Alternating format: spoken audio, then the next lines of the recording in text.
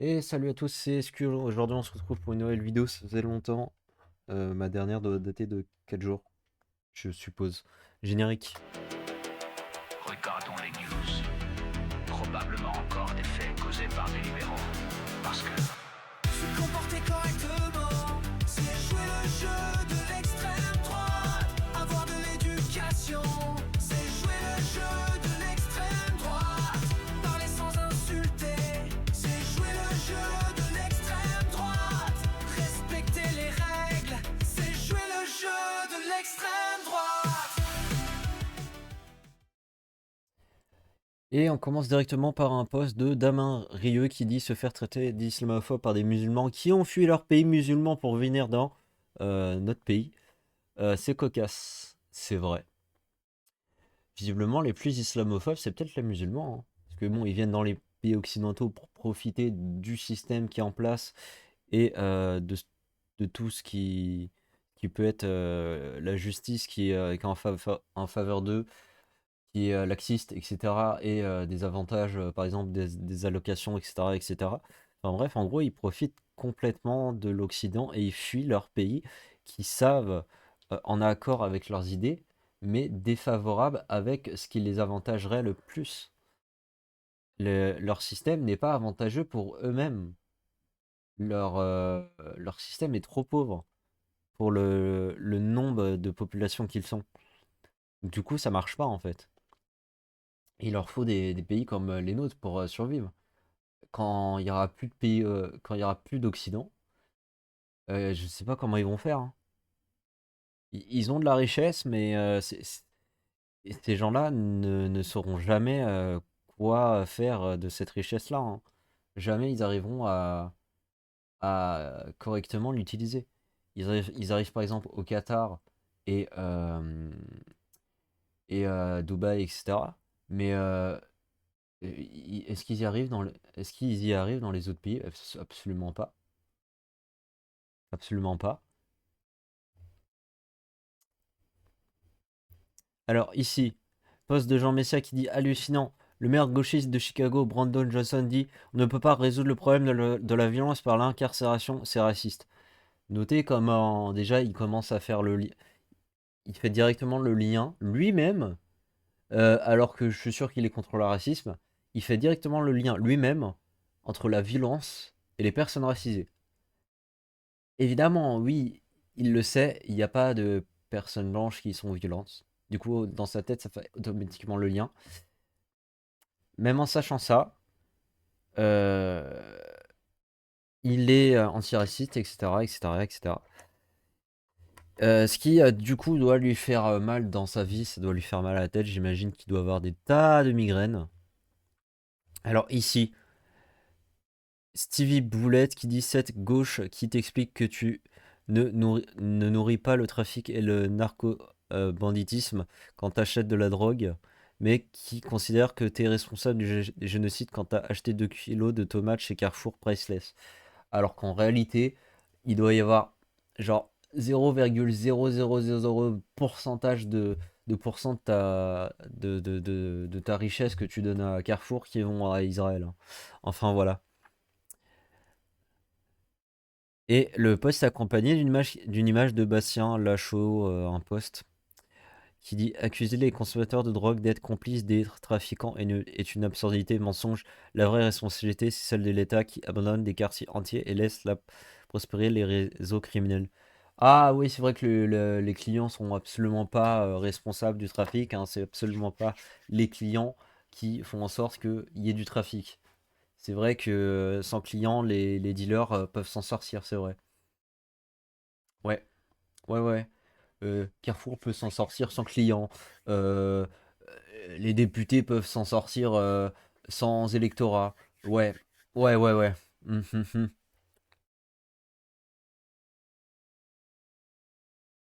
Alors ici, un poste de F2 souche. Angoulême. Là. Trois majeurs ont tiré des mortiers d'artifice dans le foyer d'un lycée. Une surveillante a été blessée. Cameron et Yanis, ah bah comme par hasard, 6 mois de prison avec sursis. Et Fares, stage de citoyenneté. Bon, Fares, pourquoi qu'un stage de citoyenneté? Moi, je mets les trois responsables et les trois à la même peine. Comme ça, il y a pas. Ça nous évite de perdre du temps. On en juge un et on juge les trois en conséquence avec la même peine, quoi. C'est plus facile que de les juger un par un pour perdre plus de temps, hein. On va pas faire comme avec euh, Damien Enkidred qui a été jugé 3 ans après le drame, quoi.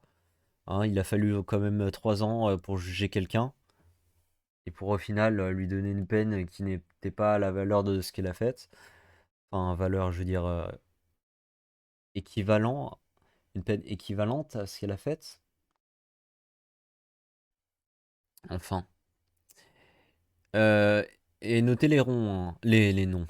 C'est absolument des noms de français, hein, ça se voit. Tu sais, il n'y a pas de lien à faire en mode ah, ils sont quand même surreprésentés, peut-être qu'il faudrait s'inquiéter. Hein. Peut-être que il faudrait voir l'éducation que leurs parents leur donnent et de plus voir depuis combien de temps ils sont en France aussi. Voir si par exemple leur famille a bien pris des bonnes valeurs et ne leur donne pas une éducation à la con. Et de plus, il faut maintenant, il faut plus de sécurité. Comment est-ce que des feux d'artifice sont entrés dans le lycée, quoi? Il n'y a pas assez de sécurité à mon goût. Dans ce lycée-là, en tout cas. C'est n'importe quoi, en fait.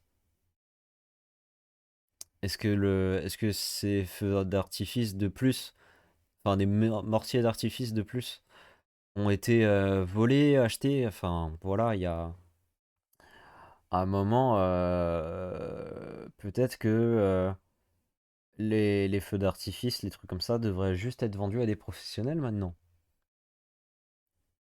Alors ici, Camille Rose qui dit la gauche est intrinsèquement raciste quand elle dit qu'un immigré violent a avant tout besoin d'éducation et d'aide. Elle le traite comme un animal adressé, un sous-être fragile, idiot et important. C'est le paroxysme du syndrome du sauveur occidental. Respecter quelqu'un, c'est lui reconnaître son libre arbitre et donc sa pleine responsabilité. Un criminel étranger n'a pas à être choyé ou éduqué. Il doit payer et rentrer chez lui. Exactement, en fait, tous les individus du monde, peu importe leur couleur de peau et tout devrait être traité de la même manière en tant qu'une personne responsable d'elle-même et, euh, et on ne devrait pas s'occuper hein, spécifiquement d'une population comme des enfants, comme par exemple les mères qui, des fois, ont des personnes immigrées parmi leurs employés. Ou tu as par exemple des éducatrices qui ont parmi leurs élèves, on va dire, des personnes immigrées qui sont vraiment infantilisées. Ils leur font faire des dessins. Ils ont probablement 18 ans ou plus. Hein, ce sont des mineurs isolés, alors qu'ils sont majeurs depuis longtemps. Et on leur fait faire des dessins comme des enfants de 4 ans. C'est une dinguerie en fait. Les criminels étrangers sont jamais responsables. On remet à chaque fois en doute leur responsabilité. Ils sont malades, ils ont des problèmes psychologiques, blablabla, blablabla. Un blanc, il a la même chose, il est tout à fait responsable. Hein. Il n'y a pas de ah, mais il n'est pas responsable, il avait des problèmes, il s'est fait martyriser quand il était enfant, nanana, nanana. L- En soi, c'est le même discours qu'on entend, mais c'est jamais il n'est pas responsable quand c'est un blanc. Et de plus, ça me fait penser au discours que disait euh, Sandrine Rousseau, oui, qui disait oui, on va pas arrêter l'immigration parce qu'il y a des terroristes qui rentrent dans le pays. Au contraire, le fait qu'on les ait dans le pays, ça nous permettrait de s'occuper d'eux. C'est vrai que c'est à nous de faire ça, les blancs. C'est absolument pas les pays d'origine qui doivent s'occuper de leurs terroristes, absolument pas. C'est. Enfin bref, est-ce que les Occidentaux blancs de gauche sont des éducateurs euh, qui projettent en les immigrés des enfants qu'ils ne pourront jamais avoir? Du fait que ils rejettent tout ce qui est classique, et du coup, vu qu'ils n'ont pas quelque chose, ils doivent combler cette chose. Vu que du coup, ils n'ont pas d'enfants et qu'ils veulent pas en avoir, et surtout qu'ils veulent pas être un couple classique hétéro avec un ou plus d'enfants, ils projettent en ces personnes étrangères des enfants qu'ils n'auront jamais eu. Et c'est souvent ça, hein. Il y a souvent des histoires où des blancs rencontrent des personnes étrangères et voient en cet étranger pas une personne responsable, pas une personne majeure, mais un enfant qu'ils n'ont jamais eu. Alors ici, n'oubliez pas qu'en 2020, en 2007, Vladimir Poutine demandait que l'Ukraine reste neutre, de ne pas élargir l'OTAN vers l'Est, de respecter les accords de Minsk. L'OTAN a fait tout le contraire. Je déteste l'OTAN. L'OTAN fait de la merde à chaque fois. L'OTAN, c'est l'organisme qui veut que s'il y a de l'aide humanitaire qui rentre à Gaza, cette aide humanitaire-là soit escortée par le Hamas. Évidemment qu'après, Israël, de leur côté, refuse que l'aide humanitaire soit escortée par des terroristes qui vont bien utiliser cette aide-là dans un système capitaliste en gonflant le prix de cette aide humanitaire-là qui était censée être gratuite. L'aide humanitaire, il était censé être gratuit. Quand l'aide humanitaire n'est pas réceptionnée par le Hamas, quand par exemple il est largué via des avions par Israël, et ça c'est dans, je sais pas, 5% des cas j'imagine, ou peut-être un peu plus, mais en tout cas pas la majorité, à chaque fois, le Hamas prend cette aide humanitaire, l'utilise dans son système capitaliste encore plus horrible que la France, et tarif cette aide humanitaire avec des prix exorbitants. Et je comprends toujours pas comment le système fonctionne. Comment est-ce que les Palestiniens aujourd'hui ont toujours de l'argent pour payer aussi cher leur nourriture qui est censée être gratuite? Comment ça fonctionne? Comment le trafic fonctionne? Vraiment.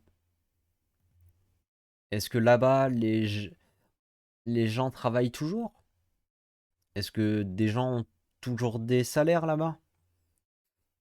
Je me pose vraiment beaucoup de questions.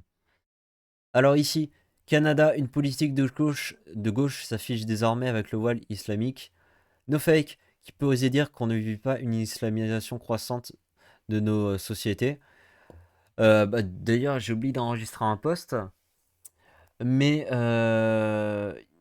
aujourd'hui, t'as des gens de gauche qui osent nous dire que les personnes musulmanes qui portent le voile en France, c'est une preuve d'intégration à la France parce que du coup, euh, quand elle portait pas le voile, elle se sentait pas elle-même euh, ou légitime à être française.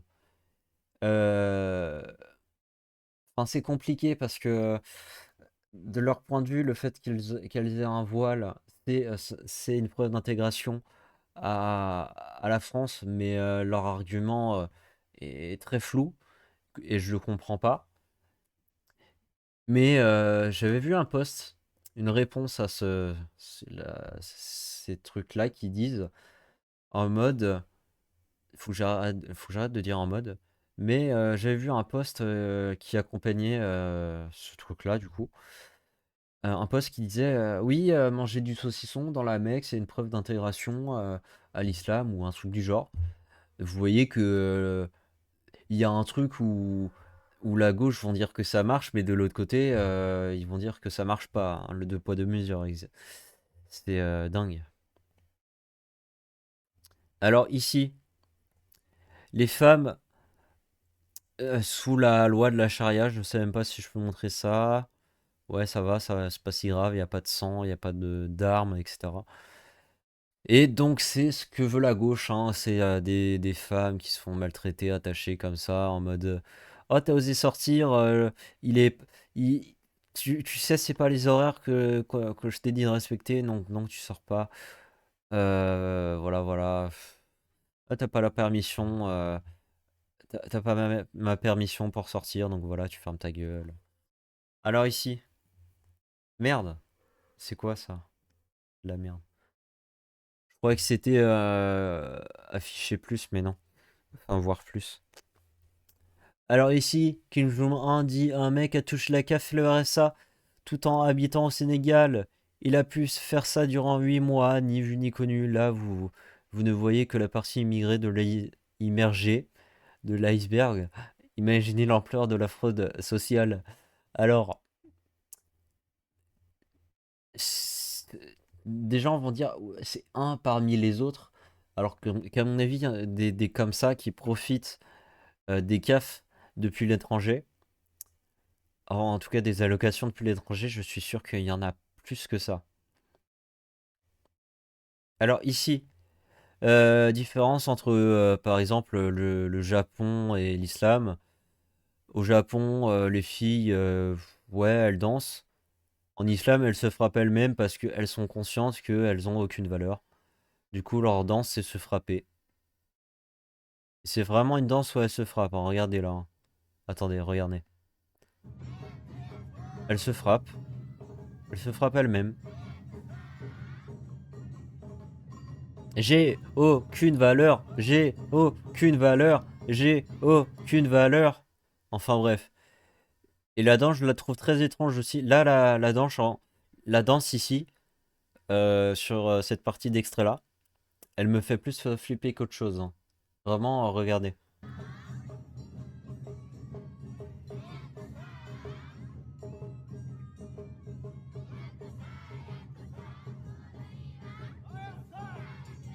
Non, vraiment, il y a un truc qui va pas. Alors ici, c'est quoi comme type de culture? Une culture où je crois que c'est une femme qui a un bâton et qui frappe d'autres femmes. Je crois qu'on la voit pas sur l'extrait. Si c'est bon, on la voit. Donc vous avez du coup des femmes full voilées. Elles reçoivent de l'eau. Des gens pourraient comparer ça avec de l'eau bénite, mais non, c'est absolument pas la même chose. Là, si elles reçoivent de l'eau, c'est plus comme une humiliation, je pense, alors que euh, l'eau l'eau bénite, c'est complètement différent, c'est pas de l'humiliation. Là, ces femmes sont clairement humiliées, et en plus par d'autres femmes, ce qui fait que, en groupe, elles-mêmes, elles cautionnent ça. Et en plus, elles prennent le mouvement gilet jaune. Bon, ça, c'est une blague, c'est moi qui rajoute ça. Je sais pas pourquoi elles ont un gilet jaune. Peut-être que, par exemple, le gilet jaune dans l'islam, c'est une preuve que t'es au-dessus de certaines autres femmes, je sais pas. Il y a peut-être un système RPG. Peut-être que ce système-là vient d'Ubisoft, je sais pas. Bon, la vidéo est un peu longue, je vais arrêter ici. J'espère que la vidéo vous a plu. N'hésitez pas à la liker, à la commenter, à la partager où vous voulez, à vous abonner à tous mes réseaux sociaux, à commenter la vidéo. Et je vous dis à plus.